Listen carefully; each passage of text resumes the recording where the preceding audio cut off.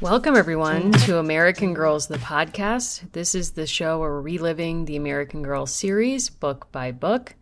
I'm Mary, and in a moment, you'll hear from Allison and our two excellent guests today, Grace McGookie and Danielle Wetmore. Grace is an educator at the Tenement Museum, and Danielle, formerly of the Tenement Museum, is now an educator and public historian at the Angel Island Immigration Station Foundation.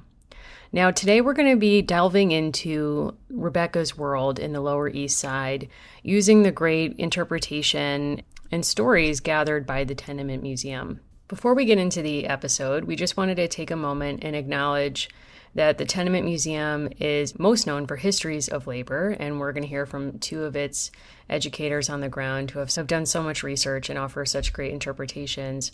But the institution itself has also been linked to labor issues, and we just wanted to acknowledge our awareness of that. We do not get into that in this episode, in part because we wanted to focus on Rebecca's world. We also realized that the issue of exploitation at work and the very things Rebecca and Samantha protested are still with us today and often a part of so many people's work lives, especially in nonprofit or museum jobs with precarious funding. So all of these different jobs where people pursue history often have really fraught labor behind the scenes. We want to make a Care and Keeping of You episode to provide resources for how everyone can advocate for themselves at work today, whether you work in a museum field, history, or not. We'll be getting expert advice, and we want you to send us your questions so that our episode can speak to our broader community needs. So if you have questions about what to do to advocate for yourself at your job, please get in touch with us. We really want to be able to kind of provide what support we can for people in often really difficult situations. So we think that's worthy of its own conversation, and please look forward to that conversation coming to your podcast feed very soon. Speaking of appreciation, we're so appreciative of Grace and Danielle. Can't tell you how much fun we had recording this episode. Their passion for their work and their just natural storytelling ability really came through in our conversation, and I've reflected on it often since we had the chance to chat with them. So with no further ado, let's get to our episode. So we are joined today by two very special museum celebrities and experts. You could sort of say that this episode was brought to you by the letters D and G. We have with us today Danielle Wetmore, who is a former educator at the Tenement Museum and current program manager at Angel Island Immigration Station Foundation, which is wonderful rhyming, and Grace McGookie, who is a lead educator at the Tenement Museum in New York. And I'll just say this has been a much requested topic to take a deeper dive into Rebecca Rubin. So let's hear a hello from Grace and Danielle. Hi, this is Grace. So happy to be here. And this is Danielle. I am thrilled to be here as part of this conversation. We're so thrilled to have you both here. I think before we get into your expertise, just as an entry point, this is subtle as a freight train, or an obvious point on our show now that both Allison and I identify as Mollies, or that was our favorite doll growing up.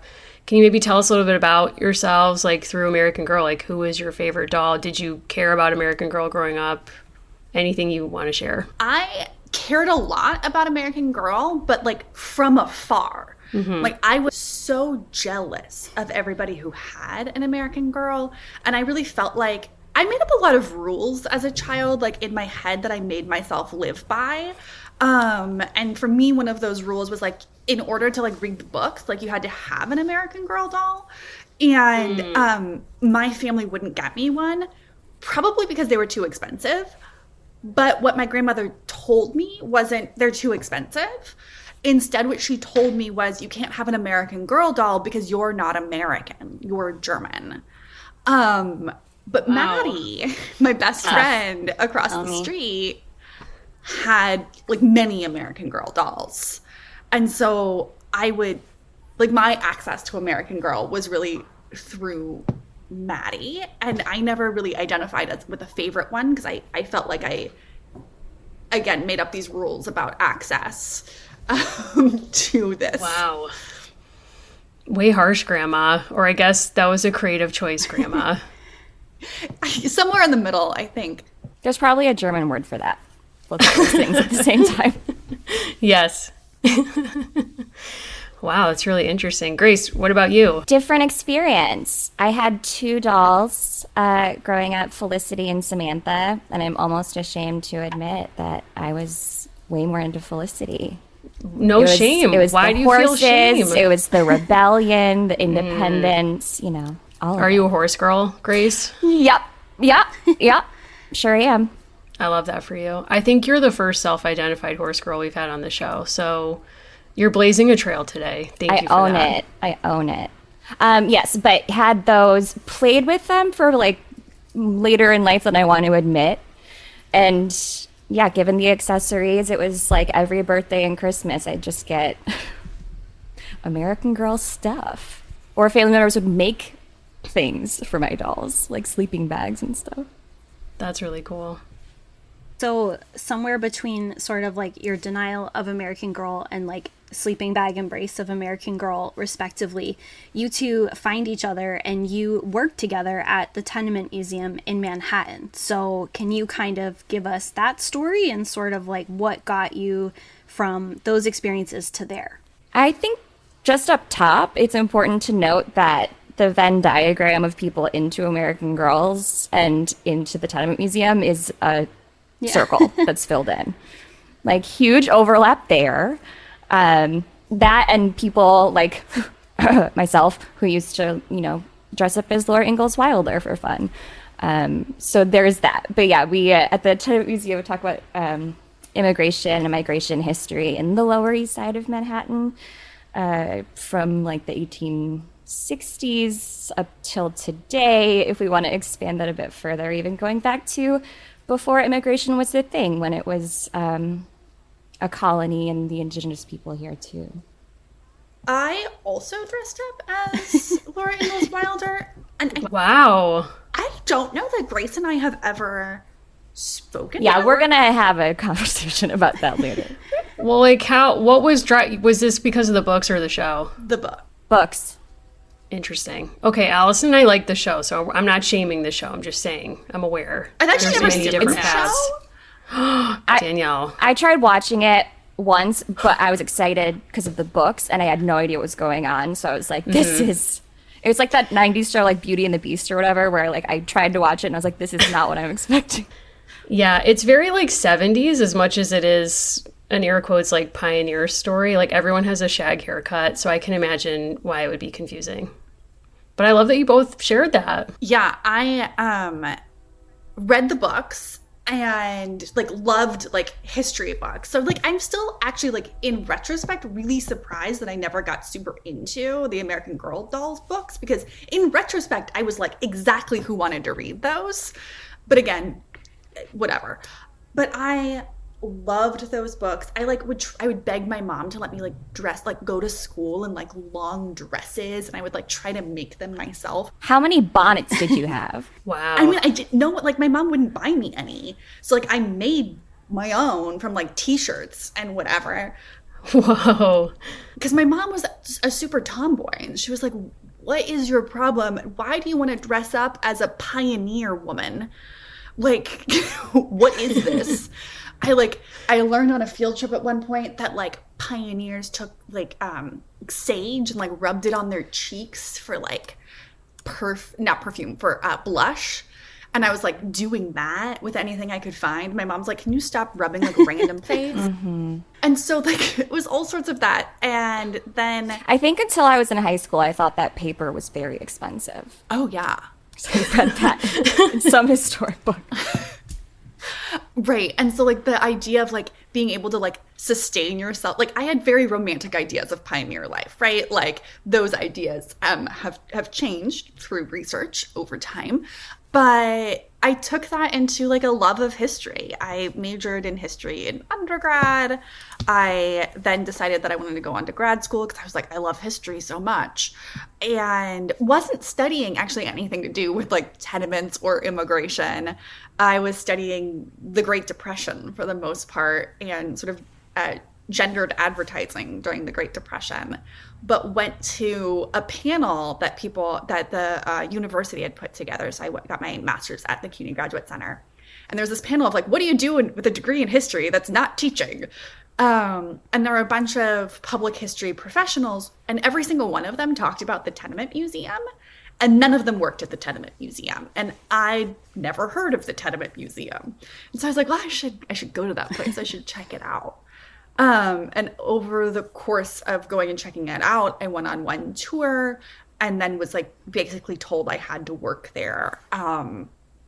The woman who gave me my tour is Annie Polland, who is now the president of the Tenement Museum.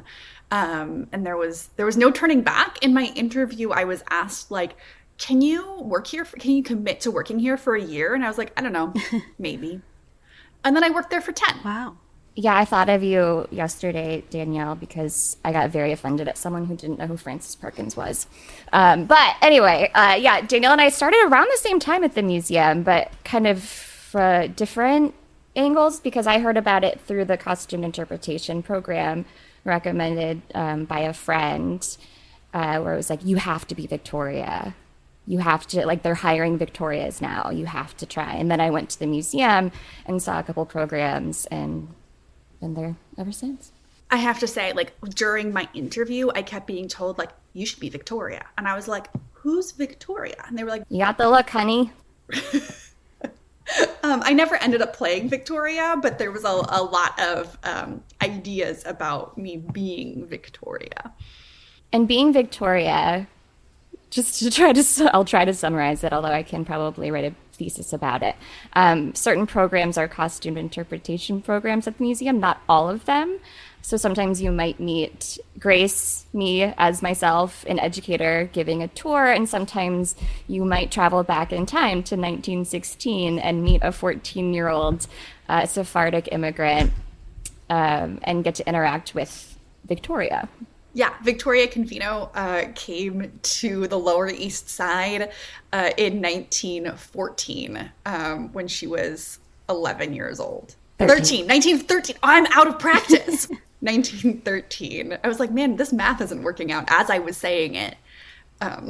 From Turkey, which is now in modern-day Greece. She was living in Castoria. Before coming to the Lower East Side in one of our historic tenement buildings. Is she a real person, or is she a kind of composite character like an American Girl character that was put together? She is a real person. So we've been able to not only pull up, census records. We have her report card, things like that, but we're in touch with her descendants who give us a lot of oral histories and her recipes and things like that. So there is a degree of filling in blanks, certainly, but this is very much based on, things that we know about the real person. And it's funny that you asked that, because Danielle, when you were talking earlier, I was remembering like my, I think, first grade teacher. I was reading American Girls and I was like, is this real? And I didn't have the like fiction, nonfiction vocab yet. And she was like, yeah, that's real. And I was like, no, is this book real? And my teacher was like, yes, Grace, it's real. So for a long time, I actually thought they were nonfiction. And I was like, it's funny that each character has the same, like, 6 books, Convenient how that worked out.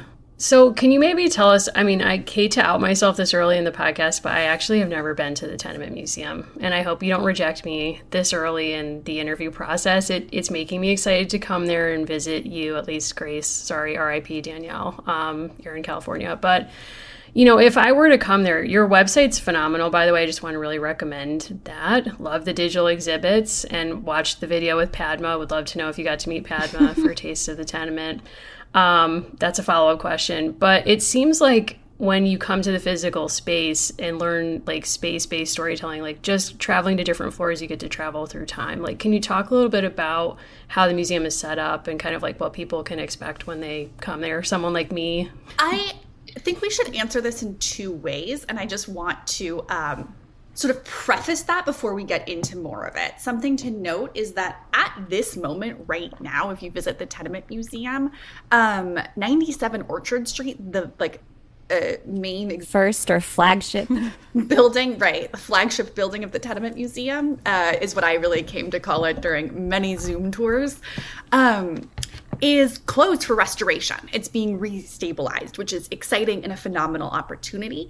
And so visiting the Tenement Museum right now is a little bit different of an experience than listeners who maybe have come even 4 or 5 months ago.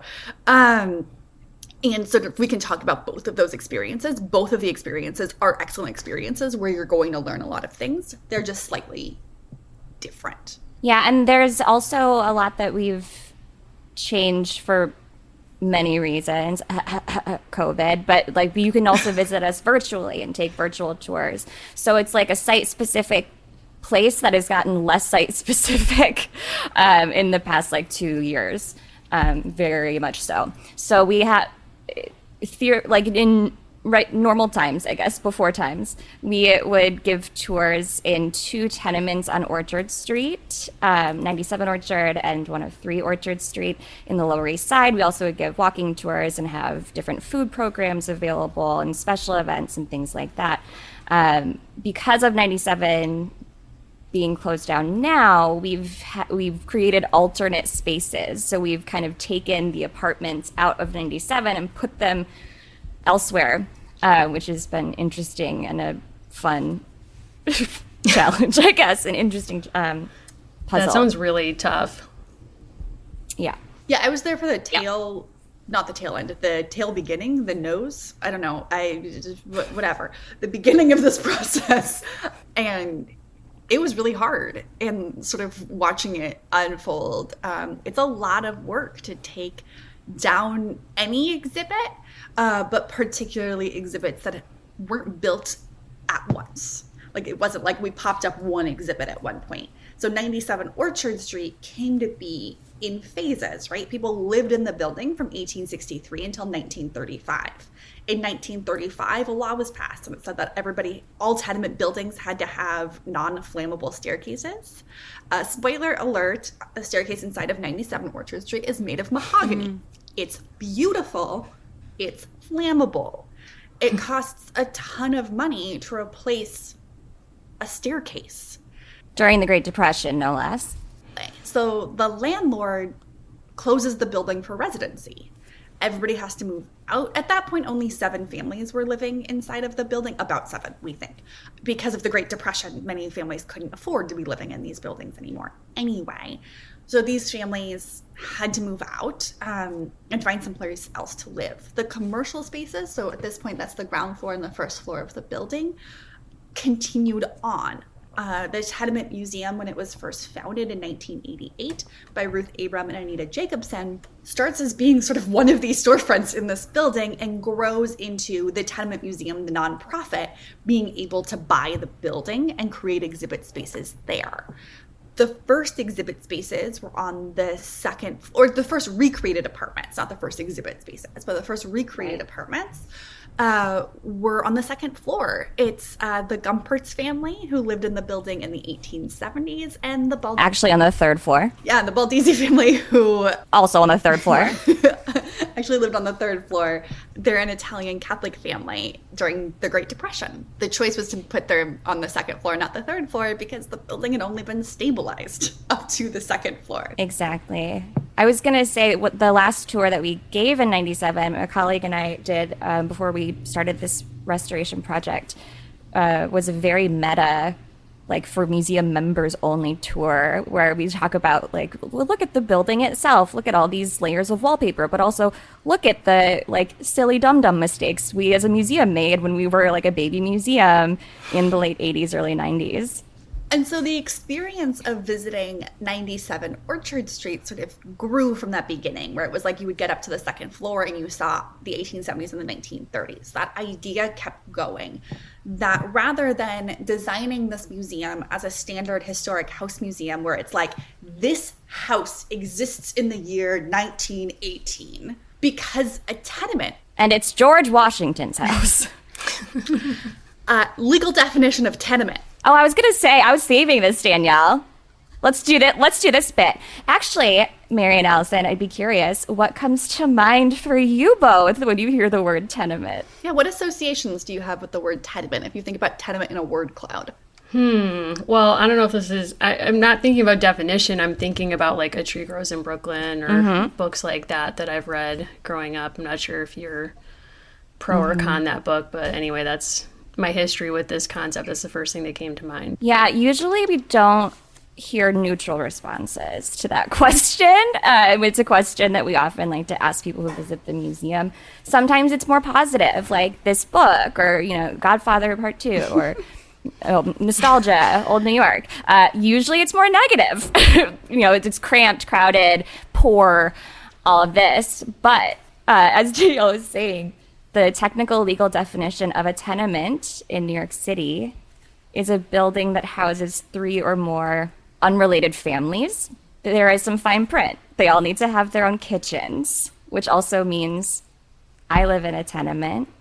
A lot of people in big cities do. Danielle lives in a tenement. We don't use the word so much anymore because over time they get pretty bad reputations. So that switch to apartment building was really on purpose. It was to get rid of that stigma, which is always kind of funny to me because we still use the word tenant. Just not We just don't That's say really interesting. not tenement. Yeah, tenement anymore. comes from the Latin root tenere, which means to hold.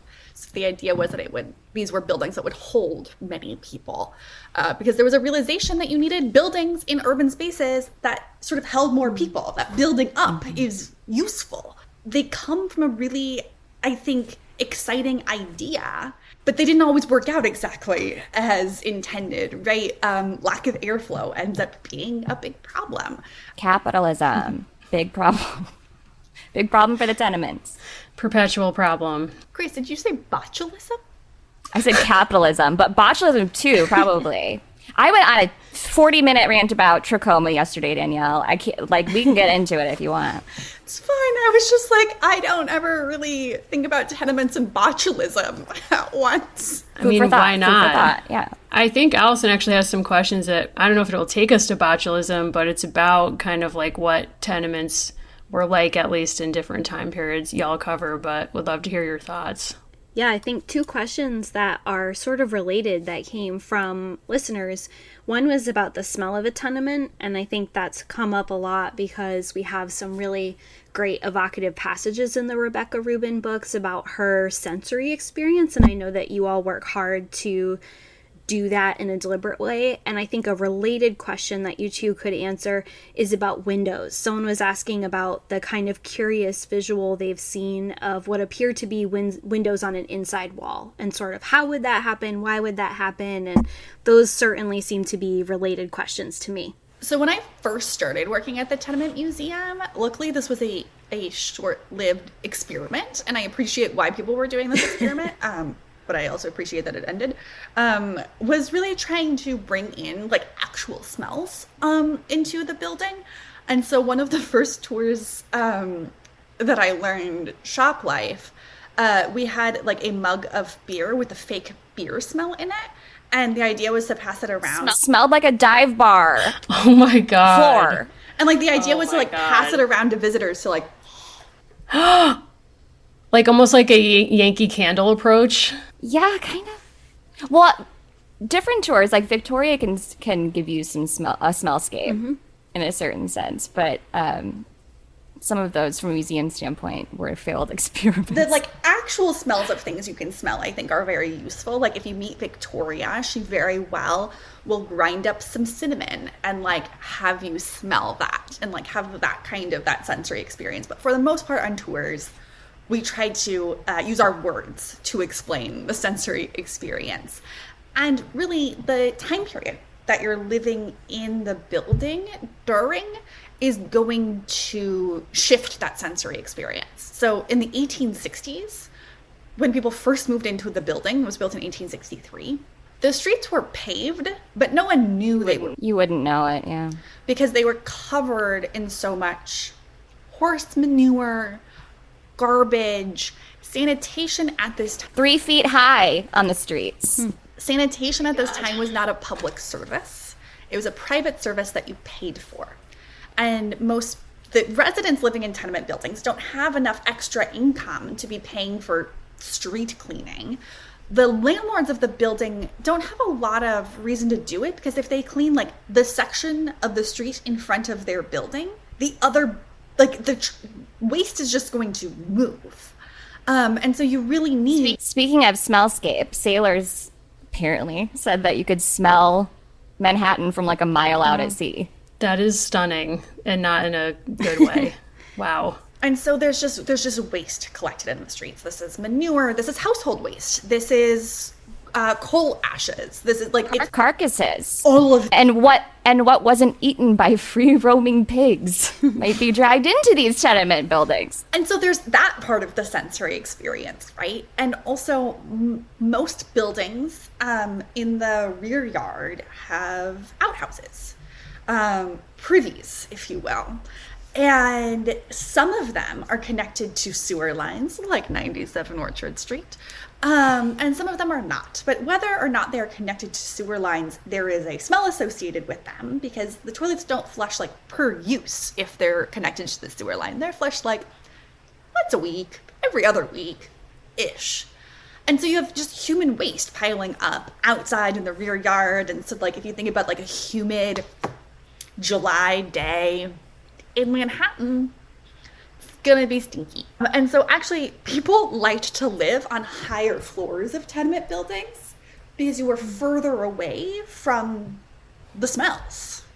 So yeah, there are those smells that are very negative, but I also want to be sure that we're highlighting positive smells. I was just going to say, permission to go on a pickle tangent. Yes, please. Always. So 1860s, right? No sanitation. We got the outhouses. That changes, right? By Rebecca's time, early 20th century, 19 teens, there's new laws. So we have indoor plumbing to a certain extent, things like that. Theoretically, the outhouses were not supposed to be used anymore. They definitely were. But there's going to be a different sense on the street. So we, maybe not as much garbage, but far more people. By that point, the Lower East Side was the most crowded neighborhood on the planet. On one square tenement block in the Lower East Side, there were almost 2,800 people. And you can imagine all of these people on the street, a hot, humid July afternoon. It's going to be stinky. It might be cut with the scent of vinegar. Before we get into pickles, though, I just want to say on that block with that many people, there were only 200 toilets. And 32 cases of tuberculosis. That's a no for me, dog. I don't think so. Yeah. It's a lot. But yeah, on just about every corner, though, by the 1910s, there was a pickle vendor selling out of barrels, which at the time were seen as a very un-American food. Dietitians at the time criticized pickles for damaging people's nasal cavities and their urinary tracts. People already so emotional, they went too often to their doctors. One of my favorite pickle criticisms is that Ludlow Street, which is a block over from Orchard Street, exhausted the cucumber crop of the eastern seaboard. But you could find all these pickles just about everywhere in the Lower East Side. And throughout the neighborhood, too, because of the immigrant groups that are coming to the Lower East Side and the surrounding neighborhoods, you also get spice shops that are cropping up in different areas. And so people are going to Little Italy. People are going to these different areas to find these different spices and to bring them home. And so you're walking through this building that, for the most part, 97 is in each era of not perfectly homogenous group, but there are patterns. Yeah, there are absolutely, thank you, that's the right word. There are patterns to who's living in the building. But there's always also other people. And so there are these pockets of different smells of cooking. And sometimes this is seen as exciting. And sometimes it's seen as difference, to be called out, to be discriminated for. And sometimes you can't really smell anything except the coal that people were using in the stoves, because that smell really gets on everything. So thinking of smells, you got manure. There's a lot. Got, human waste. You've got foods cooking. Oh, because even when we get indoor plumbing, theoretically, there were no showers or, baths bathtubs with a water hookup in the building. So right, so it's a big sensory experience at this time. I just wanted to share one of my favorite scent memories from the oral histories you have on your site is I think it's Josephine, an Italian immigrant's husband, who puts a orange peel on the stovetop. I think his daughter remembers to have give the apartment a nice smell. And I thought that was a nice smell kind of image to kind of conjure amidst all of these other smells. Although I also love pickles, so that's a great scent to have, I think, in your neighborhood. But that's really evocative, all these great examples. Yeah, the orange peel. Some of the earlier stoves even that were being mass manufactured in the 1870s even had a special cup on top of it for putting orange peels or spices to try to cover up all that. So we know that you can smell your neighbors, but people had a question about kind of collective aspects of living. And he talked about how tenements are kind of, many people might actually live in a tenement literally today or by the technical definition, but may not think that. So I think part of what the question a listener asked was getting at when they asked about childcare and meals and kind of community within a tenement. What makes people have a sense of mutual appreciation or community together, and what separates that from just a bunch of folks who happen to live in a building? What kind of makes those different, and what sort of stories do you have at the museum about that difference? I think there's something to that goes back to an earlier question about interior windows also. So there are many interior windows in these, tenements of the era.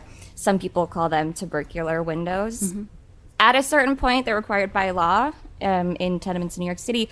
97 Orchard gets them before we think it was required. The idea is with more light and ventilation, it's going to stop the spread of diseases like tuberculosis. I'll be honest, that sounded sillier to me before the last couple of years. Actually, ventilation is very important. That also means you're gonna get to know your neighbors. So there's all these interior windows, not only within one apartment, but also maybe looking into an air shaft, and then across the air shaft is the next apartment, and you can really have a direct line to your neighbors. For example, you mentioned Josephine Baldizzi, one of the people we talk about, and she has memories of turning on the lights on the Sabbath for the Jewish family across the air shaft, and similarly, a grandchild from that family would sneak over to the Baldizzi family apartment and have non-kosher Italian food. So there certainly are moments of those, cross-community relationship building and moments of tension at the same time. The story of the Baldizzis and the Rogoshevskis is our best story. I'd say our best and most well-rounded story, because we have perspectives from both families in talking about their relationship. And there's, a number of things that make that possible. One is that their families lived in the building at the end of the time period where people were living in the building, and the kids were still alive when we were first becoming the Tenement Museum. That is no longer the case. They have since passed, but we have hours and hours and hours of oral history from Josephine Baldizzi and also members of the Rogoshevsky family. We learn too, right, one of the grandsons who ends up living in the Rogoshevsky household, the one who's going to eat non-kosher food, the Baldizzis, his dad had passed away, and he's living with his mom and grandmother. And so Adolfo Baldizzi teaches him how to shave. And so thinking about the familial relationships that in some ways are coming up, the Baldizzis also become very, very close with another family in the building, the Respizios, and they trade off godparenting duties from generation to generation. And that's true to today. There are also families who we don't have oral histories from because they lived in these buildings earlier than we have access to. 1860s. That we have to sort of piece together what these relationships could have looked like based on things we have. So we know there's a lager beer saloon downstairs in the building. We know that the German population brings lager beer to the United States, and that it's very, very common to have lager beer saloons. There's over 700 of them. Also seen as very un-American in mid-1800s. And these saloons become places of community building. that it's where you get your mail. It's where the mail is delivered. So if you live in 97 Orchard Street, you got to go to the Schneider's to pick up your mail and then go upstairs. Probably you're going to get a, stein of beer while you're at it.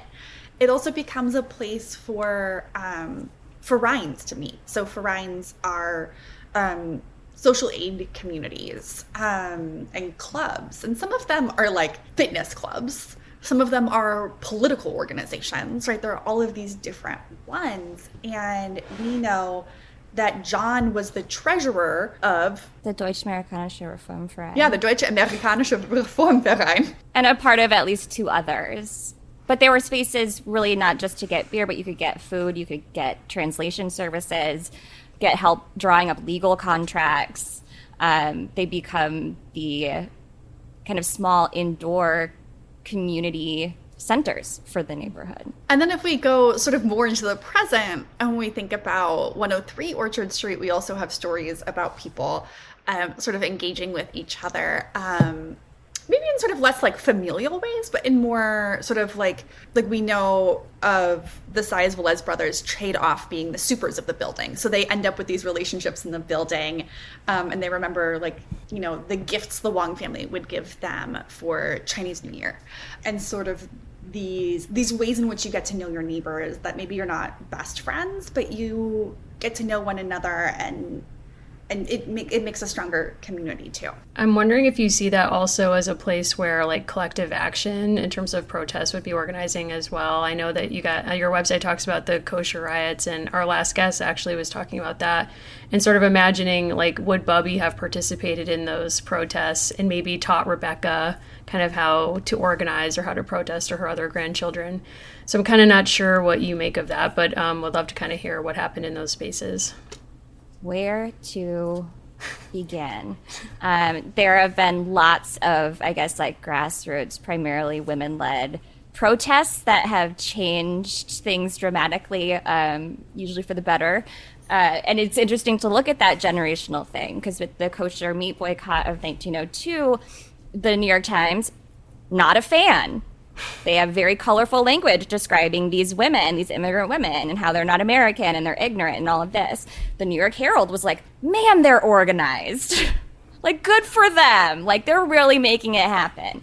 But that does kind of give birth to the next, generation with the uprising of 20,000 in 1909 and leading into the labor movement. And that kind of leads into the suffrage movement and leads into the birth control movement.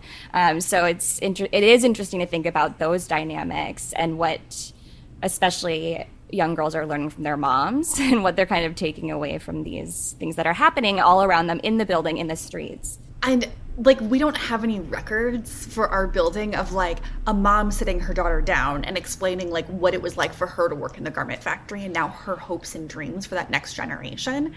And if I think about my own familial relationships, I've actually never had an intense conversation like that. Generally, those types of conversations happen a little bit here and a little bit there. And you learn from watching. I know so many people who are I watched my parents or grandparents have this work experience, and so I'm hoping for a different one. And so we have to imagine that if we have that experience, people in the past have also watched a previous generation and made different choices for themselves based on that. And we can see that in the labor movement, particularly that the women in the kosher meat riot boycott, depending on which newspaper you're reading, or they're taking language from the labor movement. They're they make it very clear this is a boycott in the way, and then they're scabs. Right, they're calling people who are crossing the picket line scabs, right? And that's very much coming from that. But then the uprising of the 20,000 is very much women-led. And I can't say for sure they watched the kosher meat boycott and decided we're going to do this now. But I bet there was, at least for some of them, watching their family members having done this and being inspired. And even thinking about a particular moment in time, like the uprising of 20,000 that happened in 1909, you might take one family and everyone might have a different opinion about it, right? Maybe the teenage girls are heck yes, we want to do it. We want to also not be scabs to our friends that we're working with, and maybe the dad's reading about it in the paper and is like, and actually we can't afford it. And maybe the mom's like, ooh, it's not safe, which it wasn't, right? People are getting arrested. Clara Lemlich, one of the leaders of that boycott, had 6 of her ribs broken at different moments, right? And maybe the boys of a family might not really care what their sisters are up to, but as long as they're like out of the apartment, it's fine. So there's also even those different attitudes that might happen versus even like what you take away from a big event like that. Yeah, kind of related question we got from a different listener was about sort of general suspicion of young women, right? Like Rebecca kind of checks herself with not wanting to share immediately that she has become an actor, right? A lot of that is kind of like her own struggle with not wanting to feel like an outsider in her family, and then kind of coming to terms, having to reveal what she does when she speaks up about the labor issue. But we got a really good question that was like both about sex work within tenement life and, if there's like space to talk about that, but also I think as you're talking, like, the idea of my neighbor having a window that could shine a light into my living space is my worst nightmare, right? Obviously that is like a moment of like sharing and connection, and it has a use, but also this idea of like possible surveillance and kind of like, is there an ability for you to talk about that at the museum? Absolutely. We both do, that's for sure. Or today, yeah. It's not something that I'd say like we make the choice to talk about on every single tour for lots of reasons, but it's absolutely a part of both the lived reality of tenement life and also outside perceptions of tenement life. So I think it's important for us to sort of cover both of those. That and there was a tour that is very like women focused. It looks at birth control and sex work and midwifery. It's like the women and tour. Danielle and I helped create that tour back in the day, and it's always been one of my favorite tours to give because we're very frank in the marketing of it, of like what it is you're going to be talking about. And so you get groups of people who are primed to have conversations about like, what does it mean to control your fertility and bodily autonomy? I think it's very important to be able to. Hot take. But that sex work is a reality of people living in the building. And for many women, it was a real source of agency.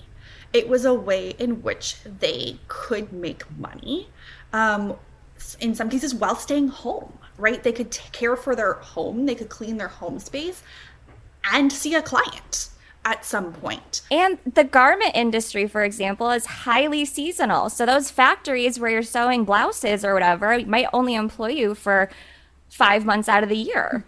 And you're only getting paid for that time, right? And so you have to figure out how to get paid the other times of the year. And so, like, also, you could put a curtain over your window. Like, you have that ability to. Is that perfect? No. Do many people do it? Yes. And they're, like, Allen Street, the street behind 97 Orchard Street, or the street behind Orchard Street, is the elevated train went above it. And we have a former coworker who would say shady things happen in shady places. Because the elevated, did guard that space a little bit more. And so there were brothels that come up in that area. And some of those women are treated very poorly, and violence is part of that experience. And some of those women were able to make money to support their families in very important ways. And so all of these things are true. And there are laws that end up being passed. Like one of the 1901 Tenement House Act, which brings plumbing into the building, requires a toilet for every 2 families and a sink per floor. Also says that like if a sex worker is found in your building, the landlord is liable to that and will face punishment. And so it's this really interesting law where at some level they're saying, like, the researchers are like, hey, listen, sex work happens. We need to accept that it happens. We just don't want it to happen in family spaces. They were really trying to move sex work into brothels. The law doesn't end up really doing that, the law ends up criminalizing sex work for the women who were participating in it. And that also makes room for things like the Committee of 15, where, these like uptown progressives, they were like, yes, definitely sex work is happening all over. It shouldn't be happening in tenements around children, all of that. So what are we going to do? If we go to the Lower East Side and try to see if there's sex work happening, they're going to spot us from a mile away and know we're outsiders. So let's tap these 15 young men who live in the Lower East Side to go undercover and certainly not do anything, but definitely report on if there's sex work happening. Guess what? Sex work was happening. That was like the end of the report, pretty much. The committee was like, don't know what to do about that. There is a fantastic book. If there are any listeners who are interested in learning more about this, Jen Frank wrote a book that I'm going to look up the name of, and I'm going to tell it to you in a minute. I was just looking at it. It's a phenomenal book, and it's not super long. And one of the things she says in the book is, she's like, yeah, so like all of these like 15-year-old boys are writing like, they took off their clothes and they initiated wanting sex. I did not partake. And she's like, yeah. We really think that was happening? We really think they were like, and no. They'll be like, I stayed for about 8.5 minutes. Just said hi to the lady and left. Sure.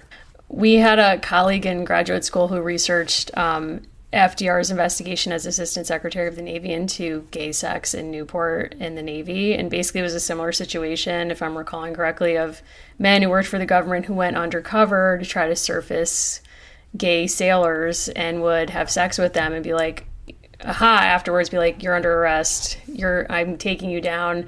And they'd be like, but you did it with me. And they were like, no, I did it because I love my country. Like, right. It doesn't count. I found the name of the book, New York Undercover by Jennifer Frank.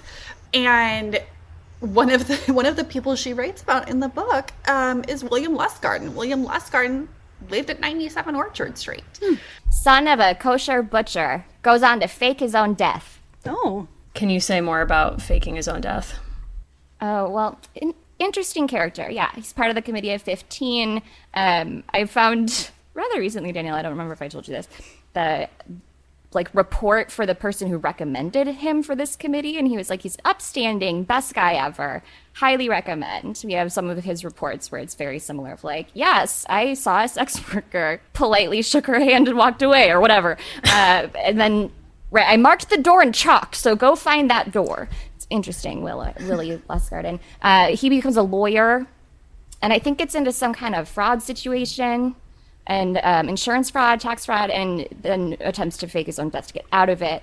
Gets caught, which is how we know he faked it, and gets in trouble for it. But also the Lustgarten story is such an interesting story, right? It's during the time period of the Jewish East Side. They run a kosher butcher shop, and he's the youngest. Their other kids are all girls. And so, like, the eldest takes care of the home while mom and dad are running the butcher shop.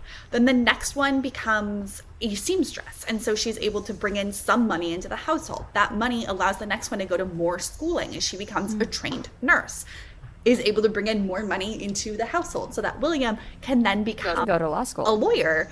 And I always wonder, like, how the daughters feel about, like, the trajectory of Willie's life. Because the oldest daughter couldn't even necessarily read or write English, like, fluently or capably, right? Because she's mostly at home. Yeah, it doesn't look like she was able to access school because she had to take care of her siblings. That's really interesting. I'm wondering, this is sort of a hard pivot from faking your own death and sex work, but would love to actually talk to you about Rebecca. So would love to hear from you about kind of how you think with the Rebecca books at the museum, or even just kind of like what you make of the Rebecca books in general with all of your knowledge from the museum. I think in general, it's an interesting comparison with the Samantha books, right? Where it's kind of, sometimes the Tenement Museum will compare ourselves to like this other house museum that's usually about wealthy people. This is like the flip side of that. And I feel that way with Samantha and Rebecca as well. I know she gets into, the labor movement and strikes and things like that. Very important. going to come very clean. I've never read the Rebecca books, but I've seen them because we have them at the Tenement Museum. They were in the Victoria dressing room. Now they're in my living room. Yeah, Grace stole them temporarily. Wow. I know. Larceny. But there were girls who would come to meet Victoria and bring their Rebecca doll with them. That was, I mean, there was a period of time where that was like really the thing to do. But it would still happen after really like the peak of Rebecca coming out and like all of that. And in many cases, like the way they would come up with questions, like before you meet Victoria, you have an educator who's with you in a room that's preparing you for this thing. Because what we're asking you to do at the Tenement Museum is a really weird thing, right? We're like, hey, people, come to the Tenement Museum and pretend that it's the past and talk with an actor who's pretending to be a 14-year-old Sephardic girl. And so you have to do some prep work because otherwise people, because they're uncomfortable, are going to ask insane questions. And so you have to be like, so just, gentle reminder, there's no electricity in this building at this time. Don't look at the exit sign. We're not going to ask about the exit sign. But then also you're like, okay, this program is designed through conversation too. It's not like people are also used to going to a show and watching something happen. But like you do need to participate in some way. So there's this intro process. And for me, I loved it when I had a girl in my group who was like, I'm here with my Rebecca doll. And I could use that as a thinking mechanism to come up with questions for Victoria, and that as a learning tool. And I think there's something really interesting, like for kids and adults, with Rebecca and with, to some extent, different ways, but all the American Girls, of trying to balance like your family's traditions and your culture and religion, and trying to be like a modern gal in whatever time, right? In New York City, in wherever. Rebecca starts out with really wanting to light the Sabbath candles, but then like her actor, cousin, like comes over, right? So it's, I think, navigating those pathways too, and like finding your own role in like Americanization, whatever that means, but also within your family dynamics. So is there a book that you could recommend? Like one I've been thinking about a lot in relation to Rebecca is Bread Givers, but is there another either like novel or first person account that you could recommend for adult listeners who want to connect with like a Rebecca adjacent story, right? They can't make a trip out to the Tenement Museum right away. They've been on your website and there's a book that maybe you could offer up that would really help them kind of get into that headspace. The Irish Bridget, that's not more so Rebecca's time period, but like 1860s Irish women. I know, the 5 points, right? But for, I know I'm blanking. I'm looking at my bookshelf right now. Like, I know all my books are still in boxes, but if you're looking for like really academic books, New York Undercover by Jen Frank, again, that's like probably not Rebecca's experience, but it's an excellent book. Tyler Anbinder has 2 different books on sort of like immigrant communities. And so his first book it's called 5 Points, and it's about the 5 Points, a neighborhood in the 1860s. And then his next book, it's called something different, but is like a tome of a book. It's very long, of like immigration to New York from forever. But it's also, it's very academic, but it's very readable, I would say. I wouldn't encourage anybody to like sit down and be like, I'm going to read this in one go, but like take the pieces you're interested in. And he does a good job of balancing sort of like where he's able to find like first person accounts of including some of those. City of Dreams, what that one's called. Yeah, we have a couple books more specifically about Orchard Street, like Biography of a Tenement House in New York City, again, a bit more academic. We also have an edible history, so looking at the food traditions of different families in the Lower East Side, which is a fun angle, I find. We've also, and this has come up a lot recently on tours and in many different ways, looking at sanitation and diseases of the past, like the flu pandemic of 1918, right around Rebecca's time. And there are wonderful books about that as well. And sometimes people find fiction or movies also weighs into these kind of time periods. So, I mean, are there movies that you guys think are fun, even if they're not super credible, let's say? My joke is always, and this is not only mine, I'm sure I stole this from somebody, is that Gangs of New York is excellent if you watch it muted. Oh, don't say that. I was so afraid you were going to say that. I can't handle the criticism. But visually, it's pretty spot on. Visually, it's excellent. Like, in many, minus the caves. There were no caves. Wow. I want for there capes, to be too. capes. I think it's okay. Wow. So wait, what's like the biggest problems with that movie? Well, okay, so Tyler Anbinder, who we were just talking about, Martin Scorsese hires him to be his, like, history person on the movie.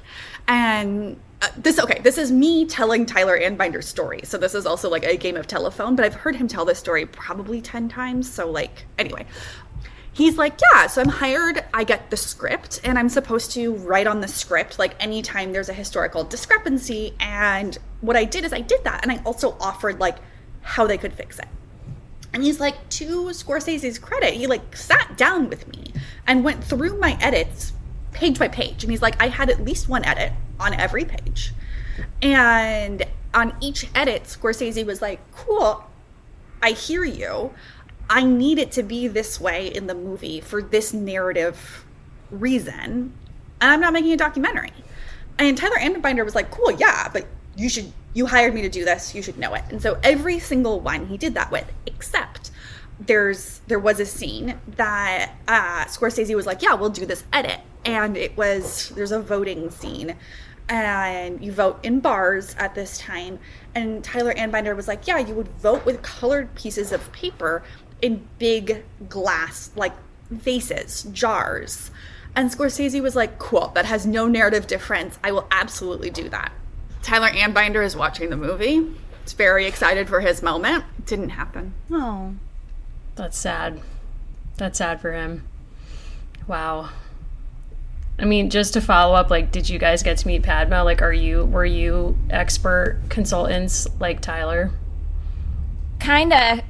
So she filmed, Taste of the Nation, and then came to our gala. We have an annual gala for, like, fundraising purposes.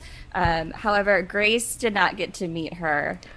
Caroline Schneider briefly did. So Whoa. For the gala, I was portraying Caroline Schneider, a German immigrant in the 1870s, and saloon keeper for the gala. And that was when I got to very briefly meet Padma. She was not impressed.